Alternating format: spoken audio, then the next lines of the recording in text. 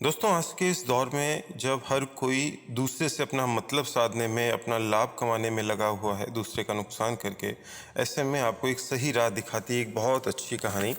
एक बार एक आदमी था, अपने छोटे से बच्चे के साथ एक घने जंगल से गुजर रहा था। बच्चे को प्यास लगी। आदमी बच्चे को पानी पिलाने एक नदी के किनारे ले गया। देव योग से बच्चे का पैर फिसला और वो नदी में डूबकर मर गया। आदमी को बड़ा दुख हुआ, बहुत हताश हुआ, बहुत रोना आया।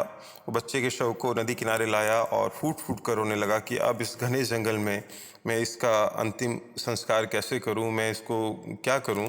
तो उसका रोना सुन के एक सियार, एक गिद्ध और एक कछुआ पानी वाला वहां पे आ गए। वो तीनों उससे बहुत झूठी सहानुभूति दिखाने लगे। सियार ने सलाह दी कि बड़ा बुरा हुआ तुम्हारे साथ, ऐसा करो इस बच्चे को जमीन पे कहीं थोड़ी सी गड्ढा खोद के गाड़ दो। फिर गिद्ध ने कहा कि नहीं, जमीन में गाड़ोगे तो कोई खा जाएगा, ऐसा करो इसे किसी पेड़ के ऊपर या कई ऊंची चट्टान के ऊपर डाल दो। वहाँ पे प्रकृति अपने आप, सूरज अपने आप इसको सुखा देगा, इसका क्रियाक्रम कर देगा।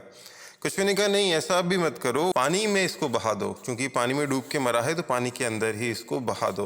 और तीनों अपनी लार टपकाते हुए, अपने लालच को छुपाते हुए उसको ये सलाह देने लगे।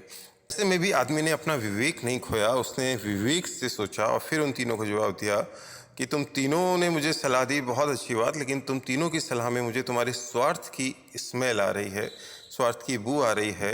सियार, तुम चाहते हो कि मैं थोड़ी सी मिट्टी खोद के इसको गाड़ दूं ताकि मेरे जाने के बाद तुम इसको खोद के इसको खा सको। और गिद्ध, तुम चाहते हो कि मैं इसको पेड़ के ऊपर डालूं या किसी चट्टान पे डालूं ताकि तुम इन सियार और कछुए और लोगों से बच के आराम से इसकी दावत उड़ा सको। और कछुआ, तुम पानी में रहते हो, इसलिए तुम चाहते हो कि मैं इसको पानी में समर्पित कर दूं।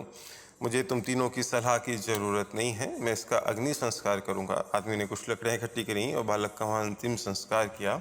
तो कहानी का आशय यही है दोस्तों कि कई बार हम ऐसी परिस्थिति में आ जाते हैं, हमें लगता है क्या करना चाहिए क्या नहीं, और जब आप किसी तकलीफ में होते हैं तो अनचाहे बहुत सारे शुभ चिंतक आपके चारों ओर पैदा हो जाते हैं। मैं ये नहीं कह रहा कि सब खराब ही होते हैं, बहुत सारे अच्छी सलाह भी देते हैं, सही सलाह भी देते हैं, लेकिन अधिकतर सलाह उनके स्वार्थ से भरी होती हैं, जो कि आपका कम उनका फ़ायदा ज़्यादा करती हैं। तो कभी ऐसी परिस्थिति अगर आती हैं तो अपने विवेक का सहारा लें। मुझे एक बात याद आती है कि जब मैं अपनी डिग्री करके आया था डॉक्टर की, और हमारा एक स्कूल चलता है, तो उस स्कूल में एक सर पढ़ाते थे।